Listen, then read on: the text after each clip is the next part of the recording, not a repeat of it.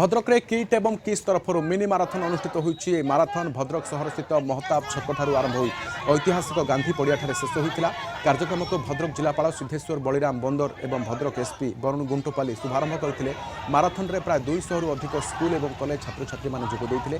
पर गांधी पड़िया ठारे उद्यापनी सभा अनुष्ठित होइतिला। एथिरे डेप्यूटी कलेक्टर कार्तिक नाथ मंडल, पुलिस डीएसपी कमल लोचन भूया, पूर्वतन विधायक मुक्तिकांत मंडल, पंडित संग्राम आचार्य, शिक्षाविद प्रदीप पंडा, युव समाजसेवी स्वाधीन सुंदर दास प्रमुख जोगदे किट एवं किस्र प्रतिष्ठाता डॉक्टर अच्युत सामंत उत्सर्गीकृत मनोभाव को प्रशंसा करथिले।